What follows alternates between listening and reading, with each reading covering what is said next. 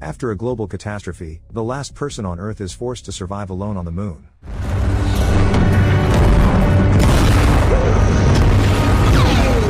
In the near future, an asteroid named Pi, located near Mars' orbit, drifts away from it and heads toward Earth. According to scientists' calculations, in 8 years, it will collide with Earth, causing the end of the world. However, the international community, led by the Chinese government, launches the United Nations Moon Shield (UNMS) project to prevent Earth's destruction. The plan is to launch a series of powerful cosmic strike hammers from the moon's surface to destroy the asteroid, with the moon acting as a shield to protect Earth from debris. 8 years later, the rockets are launched, and it seems the asteroid is destroyed. Humanity rejoices at its salvation, and the UNMS team prepares to return to Earth as heroes. Meanwhile, former aerospace engineer Duguyue works on the moon as a simple technician. For the past 8 years, he has wanted to confess his love to his strict superior, Ma Langsing, but has never had the courage. Soon after one of the rockets is launched, Yue attempts to speak to Langsing but is scolded for slacking off and even berated for her inability to remember his name. Despite this, Yue continues to gaze at her with longing eyes, hoping for mutual feelings. Langsing then assigns him to prepare the rockets for the return to Earth. But suddenly, one of the scientists reports in panic that one of the cosmic strike hammers has veered off course, causing the asteroid debris to break free from its orbit and threatening to destroy their base in 27 minutes. Langsing orders an emergency evacuation of all departments. However, Yue, unaware of the danger, is sitting in his room with headphones on, composing a letter for his beloved. As rockets with mission participants begin to launch from the moon's surface, Yue remains lost in his daydreams. After 20 minutes, he finally notices one of the rockets taking off and hears the evacuation warning. Shocked, Yue jumps into his rover and races toward the launch zone,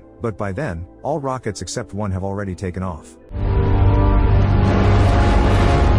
He immediately turns and heads toward the last remaining rocket, piloted by Langsing. Yue speeds up, shouting for her to wait, but suddenly his rover falls into one of the craters. With asteroid debris already approaching, Langsing is forced to take off without him. Yue finally climbs out of the crater and watches the rocket soar into the sky. At that moment, the asteroid debris reaches the moon's surface, destroying most of the UNMS equipment. The technician tries to hide in a crater, but the shockwave from the explosion throws him several dozen meters away. Yue loses consciousness, while a massive fragment of the asteroid flies over the moon, heading straight for Earth. After some time, Yue regains consciousness to the alarm of low oxygen levels. He immediately tries to contact the UNMS team, accusing his colleagues of abandoning him. Furious, he demands that they return for him, but at that moment, he is blinded by the flash from the asteroid's impact on Earth. Horrified, Yue watches as a massive explosion destroys most of the planet. He then returns to the surviving habitat block and spends the next 6 days trying to contact the team, but no one responds. Luckily, the life support system remains intact, and there is enough food to sustain 300 people for the next 114 days, which means Yue will be able to live on the moon for the rest of his life. Assuming that no one from the team survived, Yue decides to honor them and recalls that he never confessed his love to Langsing. He then decides to enter Langsing's room, but cannot figure out the password. Frustrated, he installs an explosive device on the door and finally finds himself among his beloved's belongings. He spends his days talking to an imaginary Langsing, and in the evenings, he arranges romantic dinners with a doll dressed in her clothes. After dinner, he kisses a pillow with Langsing's face on it, unaware that his colleagues, including Langsing herself, are watching him in bewilderment. It turns out that the team managed to survive and settle in the bunkers of an abandoned space base. Following the asteroid's impact, powerful tsunamis swept across Earth, submerging 30% of the land. Now, cities are covered in volcanic ash, and the air is toxic. Unfortunately, the team can only observe Yue, and it will take at least 2 years to re-establish communication, as the lunar communication system is severely damaged. Langsing notes that even if they manage to contact Yue, they won't be able to bring him back to Earth because humanity has technologically regressed. At this point, the project's chairman, Sun Guangyang, enters the room and announces that in 30 days, they will begin broadcasting Yue's life worldwide. This is the government's way of boosting the morale of the survivors, who are now forced to live underground in harsh conditions. Langsing agrees with Guangyang's proposal, believing that Yue will become a symbol of hope and inspiration for the survivors. Since the voice from the moon is unavailable, they will be able to redub Yue and create a heroic image of him. On day 196, Yue continues talking to the imaginary Langsing. He is struggling with loneliness and even considers ending his life. One day, Yue goes to the storage room to fetch a powerful drug to fall into eternal sleep. Suddenly, he hears a strange noise and discovers torn packaging and crumbs in the hallway. Cautiously, he peeks into the overturned storage room and notices a mysterious shadow. He sees a female figure and, eager for a pleasant introduction, steps closer. But then it turns out the shadow isn't cast by a woman at all. It's a giant kangaroo named King Kangaroo, who's devouring Yue's supplies and preventing him from getting to the bottle of sleeping pills. Meanwhile, an actor is invited to the base to voice Yue.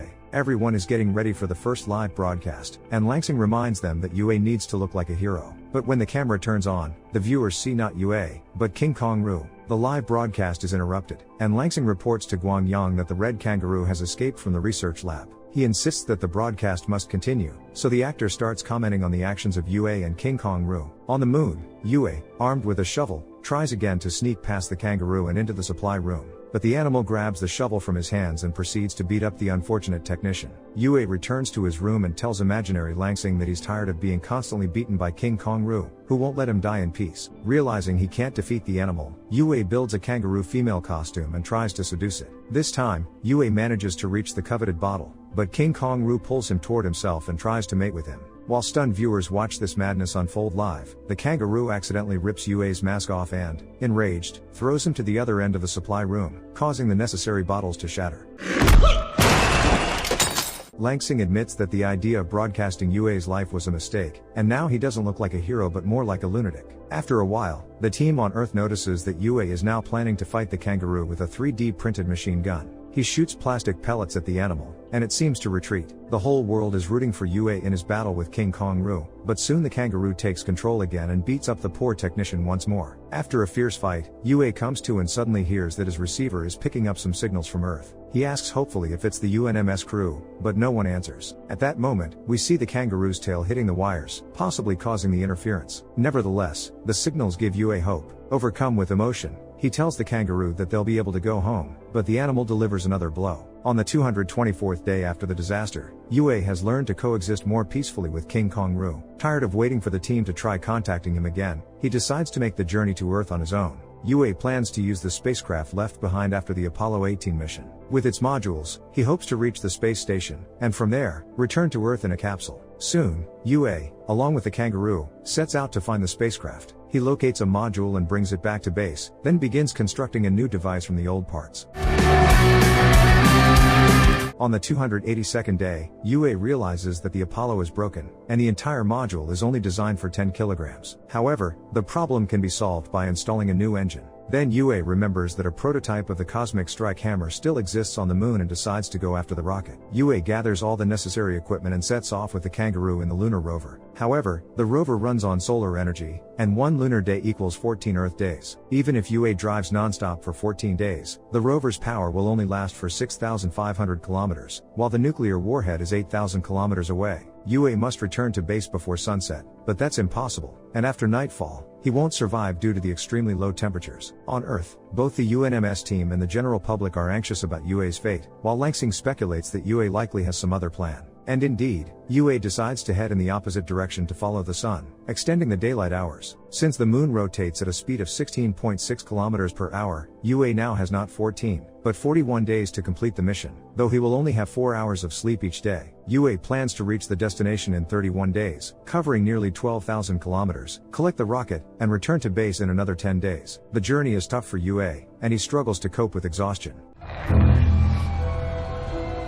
But despite everything, Yue and the kangaroo manage to reach the research center where the warhead is stored. The technician inspects the rocket and suddenly notices in horror that the kangaroo is playing with the control buttons. Fortunately, Yue manages to prevent a disaster, but on the way back, he locks the kangaroo in the trailer just to be safe. However, halfway to the base, the trailer unexpectedly detaches, and Yue, lost in thoughts about his imminent return, doesn't notice. After driving hundreds of kilometers, he decides to get out of the rover to stretch, only to discover that the trailer is gone. He realizes that if he goes back for the kangaroo, he won't make it to the base before sunset and won't survive. But his conscience won't allow him to abandon his new friend, and Yue decides to try to save him. To the viewer's delight, Yue turns around and rushes back for King Kangaroo. Upon meeting, the kangaroo jumps on Yue and begins licking him, overjoyed at being rescued. They then hop into the rover and speed toward the base without taking a break. Soon, the sun disappears behind the horizon, but Yue doesn't give up. He switches to power-saving mode and turns off the heating to extend the battery life. After a while, the temperature drops to 40 degrees, and the battery runs out completely.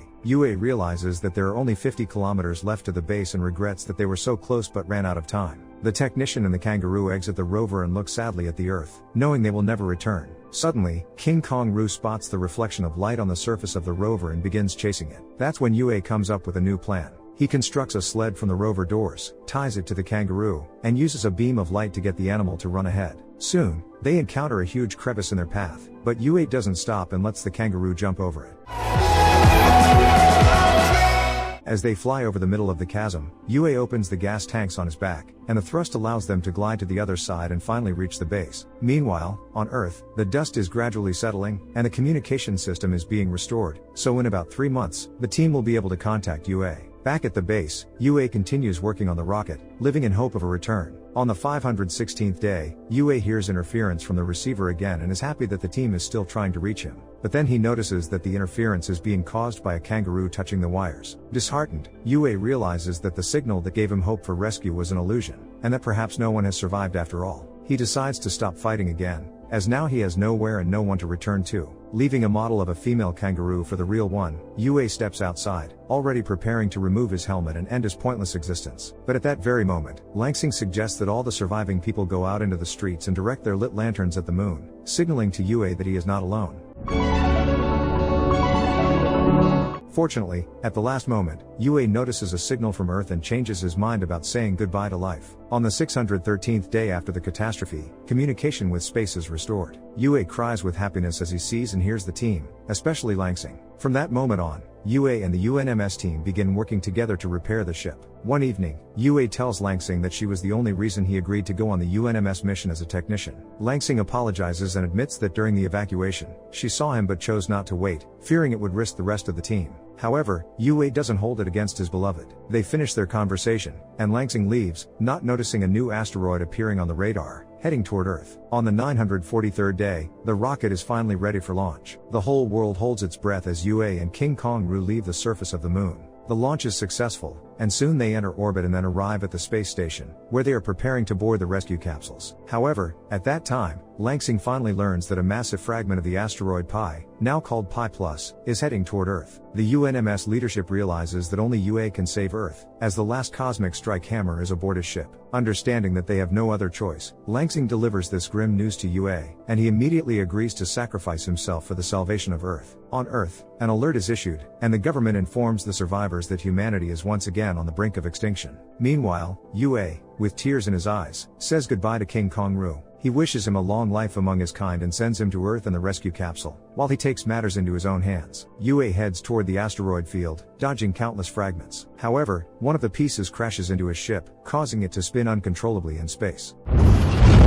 Langsing advises him to turn on the stabilizer to slow the spin, but it turns out the stabilizers are broken. She then suggests opening the airlock to equalize the pressure, and after several attempts, Yue manages to do it. The depressurization works, and the ship stops spinning. However, it turns out that the ship has lost its engine, and now it has no energy left to approach the asteroid. Yue makes the difficult decision to personally deliver the rocket to the asteroid, condemning himself to a terrible end. He goes live one last time and says goodbye to the stunned viewers. Yue admits that he had never stood out in life, but now he realizes that the purpose of his life was in saving humanity. Activating his jetpack, he disconnects the warhead and flies directly toward the asteroid. Yue gets closer and closer to it, and his spacesuit slowly begins to deteriorate. He remembers Langsing one last time, and at that moment, she activates the warhead. After the powerful explosion, people emerge from their shelters and watch as thousands of small fragments fall to Earth, rejoicing in their salvation while also mourning Yue. More than 10 years later, humanity continues to restore life on Earth. People rejoice in the greenery and fresh air, while King Kangaroo lives in a sanctuary with his kind, just as Yue had wanted. Additionally, the government is preparing a new space mission, and Langsing with the team sets off for the moon once again to protect the planet from new threats. Would you be willing to sacrifice your life to save humanity? Share your thoughts in the comments down below, give a thumbs up, and don't forget to subscribe to the channel. See you in the next videos.